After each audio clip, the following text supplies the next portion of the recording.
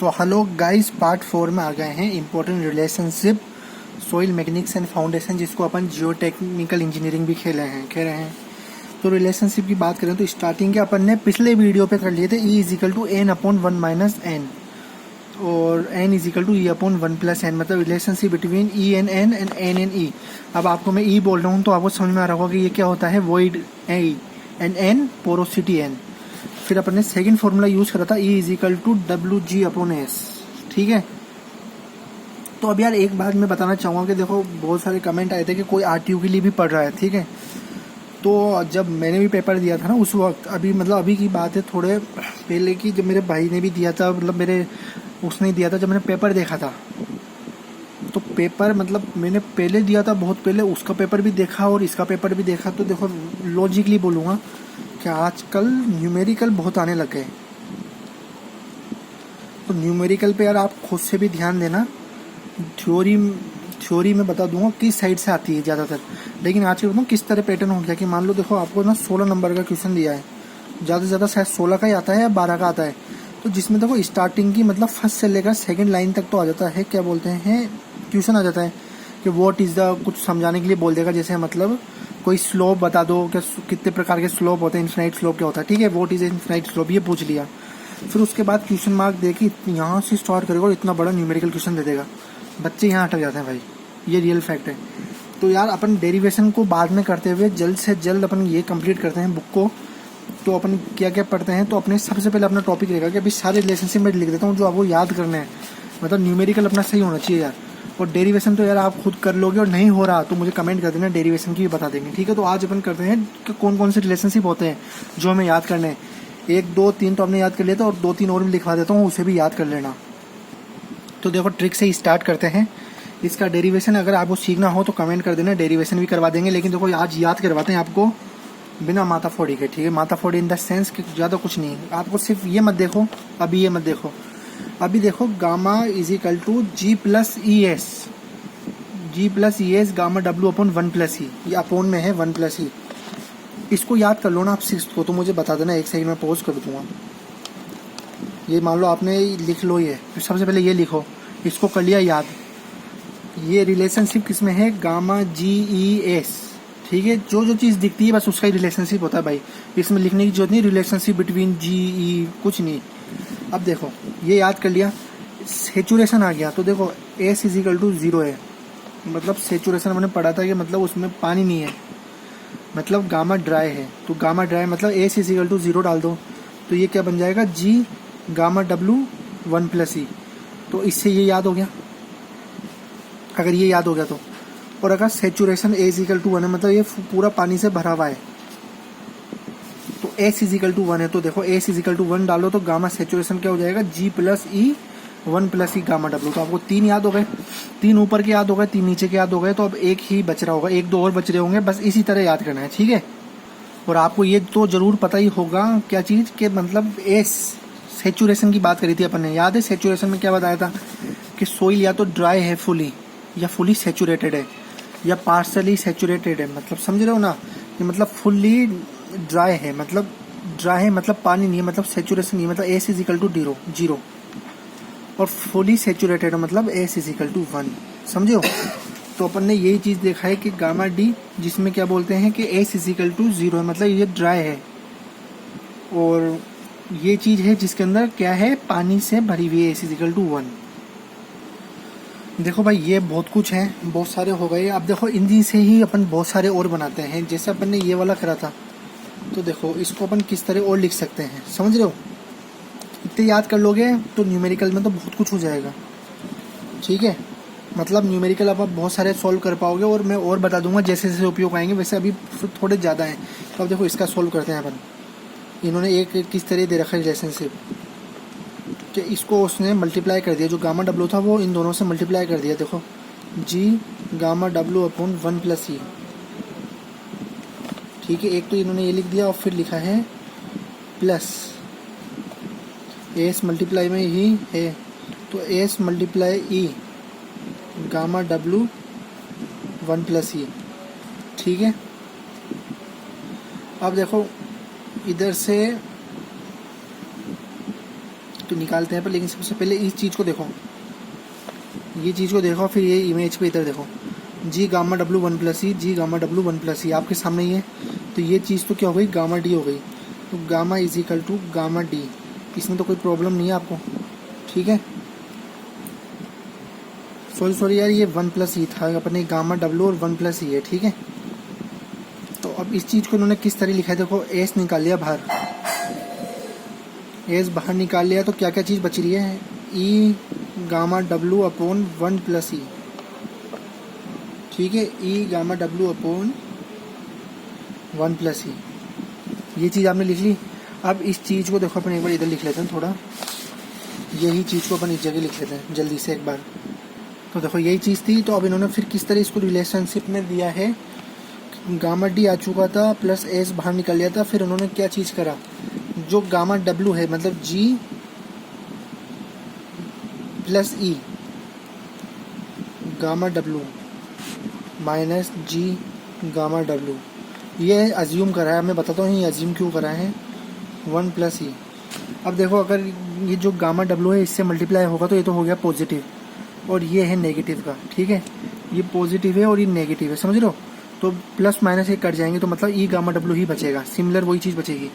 अब ये लिखने की लॉजिक ये था कि G plus E gamma W upon one plus E, देखो अब देखो किस तरह लिख देंगे, तो मतलब ये भी एक रिलेशनशिप बन जाएगा आगे चल के, गामा डी प्लस एस, तो ये बाहर ही था, तो G plus E gamma W upon one plus E, एक तो ये हो गया, ठीक है, एक तो ये हो गया, फिर माइनस का साइन एक और, G gamma W upon one plus E, ठीक है। अब देखो अपन ने ये चीज़ है G plus E gamma W upon one plus E, तो अब इधर आ जाओ आप, G plus E gamma W upon one plus E, तो एक तो हो गया क्या, G plus E gamma W upon one plus E, मतलब गामा सेचुरेटेड हो गया, ठीक है। तो ये वाली जो चीज़ है वो तो हुई गामा सेचुरेटेड, तो gamma is equal to gamma dry plus saturated,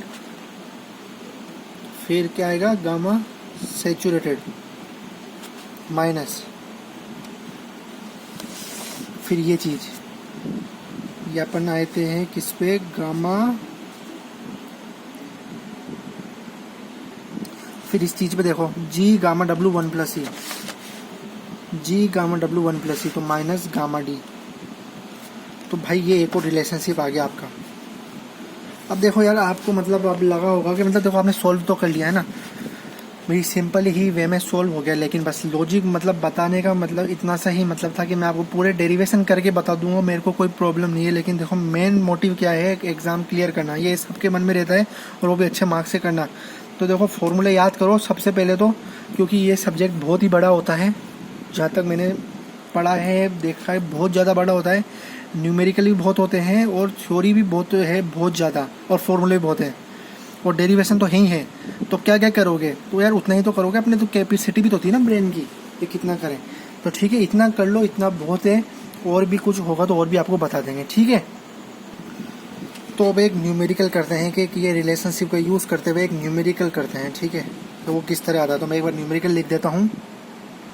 तो देखो भाई ये है न्यूमेरिकल, तो एक बार मैं पढ़ के बता देता हूँ कि ये बोल रहे हैं कि a soil sample has a porosity of 40%, the specific gravity of a solid is 2.70।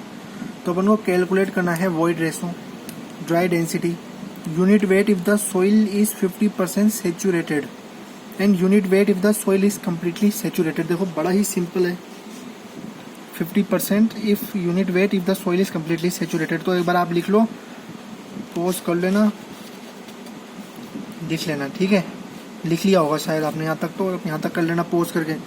तो देखो इसको मैं अभी सॉल्व नहीं करवाऊंगा, मैं इसको सॉल्व इसलिए नहीं करवाऊंगा कि देखो बहुत सिंपल है, और अपन ने जितने भी फॉर्मूले अब तक लिखे हैं और अभी तक जितने लिखे हैं तो उसका यूज़ करना, आपने याद करें तो वेरी गुड, नहीं करें तो बिल्कुल करना उसको याद, उसके बाद आप सॉल्व करना और कमेंट में आंसर बता देना। आप तो सिर्फ आंसर बताओ तो बताना, वरना आप तो ये लिख देना कि मुझे तो वापस से आंसर, मतलब मुझे तो क्वेश्चन का सॉल्यूशन चाहिए, वो भी बताएंगे, कल बता देंगे वो बिंदास, जैसे आप आंसर लिखो ना लिखो वो कोई प्रॉब्लम नहीं है। बस ये इसलिए दे रहा हूँ कि यार मैं कर दूंगा ना तो क्या बोलते हैं फिर वो क्या मज़ा नहीं आएगा, सही बता रहा हूँ। एक बार आप थोड़ा बहुत गलत सलत भी दिमाग लगाओगे ना तो एक बार खुद के लिए ही अच्छा रहेगा। और देखो एक चीज़ और बताना चाहूँगा, जैसे कमेंट में आया था कि RTU की कर रहे हैं तैयारी, तो देखो भाई RTU में देखा जाए मेरे हिसाब से तो क्या प्रीवियस ईयर क्वेश्चंस को पकड़ना है ना, प्रीवियस ईयर क्वेश्चन को पकड़ना। और कोई आजकल NK का बड़ा, आप जानते हो NK के बारे में, तो क्या आप NK खरीदते हो तो यार NK का तो मतलब मैं कहता नहीं हूँ, मतलब NK आप लो क्वेश्चंस करो उससे, क्वेश्चन देखो किस प्रकार आते हैं, सॉल्यूशन खुद का होना चाहिए। NK के आंसर तो अब बहुत हाई स्टैंडर्ड ही दिखते हैं मेरे को भाई। तो RTU में प्रीवियस ईयर क्वेश्चन करना है, ठीक है। और ये क्वेश्चन आपको मैंने बता दिया। अब अपन आगे अपने टॉपिक पर चलते हैं। और एक और चीज़ जो बड़ी ही इंपॉर्टेंट है कि देखो जियो टेक में मैं पढ़ा हूँ या आप किसी और से भी पढ़ो, कहीं की भी वीडियो देखो, तो देखो इसमें ना जो सब्जेक्ट को क्लियर करना है अच्छे मार्क्स से करना है, तो आज बोल रहा हूँ चाहे से पेपर हो जाए, जब आप याद करोगे न्यूमेरिकल को मत छोड़ना। कहीं आप सोचो कि मैंने पूरी थ्योरी कर ली, पूरी A to Z थ्योरी कर ली, तो बहुत कुछ कर लिया। तो देखो भाई कभी कभार इस तरह ना हालात बदल जाते हैं कि ना पूरा पेपर है ना उसका आ जाता है न्यूमेरिकल बेसिस, थ्योरी बहुत ना मात्रा में आती है।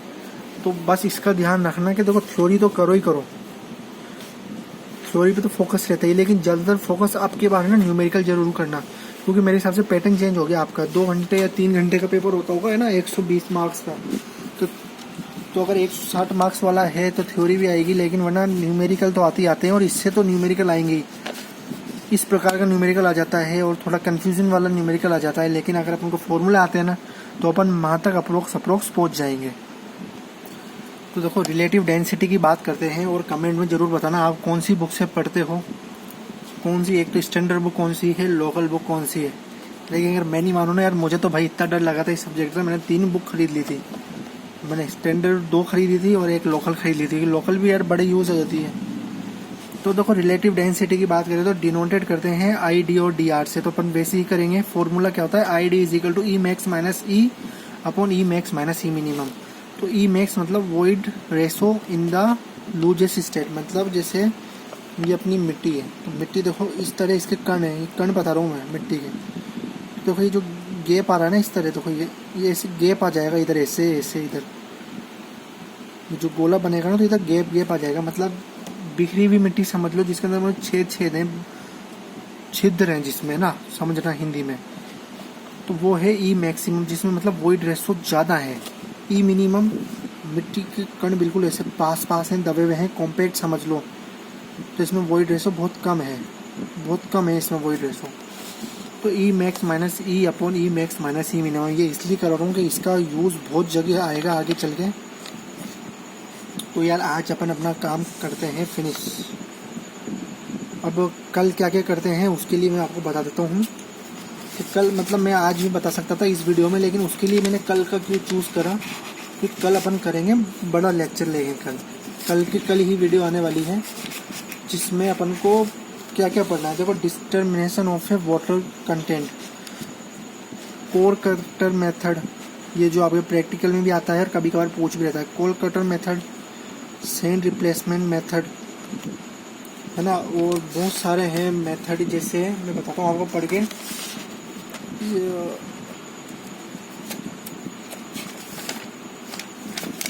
एक वो वाला होता है यार कि स्पेसिफिक ग्रेविटी निकालना, ये भी आपको आएगा, किससे निकालते हो स्पेसिफिक ग्रेविटी। पिक्नोमीटर का नाम तो सुना ही होगा, या आप नए सुन रहे हो तो आपको बताऊंगा पिक्नोमीटर क्या होता है। पिपेट मेथड और सैंड बार मेथड, सैंड हाइड्रोमीटर। तो मतलब कल की वीडियो बड़ी इंटरेस्टिंग होने वाली है, उसमें जो प्रैक्टिकल का भी समझ जाएंगे अपन, ठीक है। तो कल बड़ा इंपॉर्टेंट होगा। तो आज के लिए बस इतना ही, और अगर कुछ भी कन्फ्यूज़न हो, कुछ समझ में ना आए तो कमेंट ज़रूर करें, आपका कमेंट बिल्कुल पढ़ा जाता है, और इसको सॉल्व ज़रूर करें तो अच्छा लगेगा। और कोई बात नहीं, अगर नहीं करोगे तो कल की स्टार्टिंग अपन यहाँ से सॉल्व करके भी ही करेंगे। Thank you very much for a lovely audience, bye bye. और पढ़ते रहो यार, और खुद के हैंड नोट बनाते रहो। मैं भी हैंड नोट ही बनाता हूँ भाई, मैं PDF पे, मतलब मैं क्या सोचता हूँ तो मेरी तरह सोचे करो, मेरी तरह सोचो कि मेरे को दूसरे की PDF पे भरोसा नहीं है। मेरे हाथ से लिखा हुआ जो मैंने लिख दिया ना, वो है ऐतिहासिक, और वो है ज़्यादा अच्छा, और किसी का लिखा हुआ अच्छा नहीं है ना। बुक सही बताएगी, ऐसा समझो, दिमाग में बिठा लो, खुद ने लिखा वो महत्व है। और जब आपने ये सीख लिया ना भाई, तो फिर कोई फेल नहीं कर सकता किसी सब्जेक्ट में।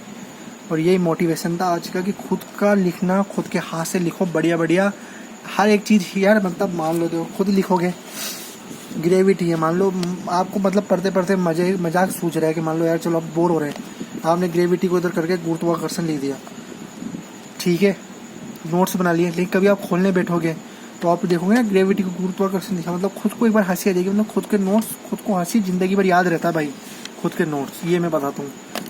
तो बस यार आज के लिए इतना ही। Thank you very much.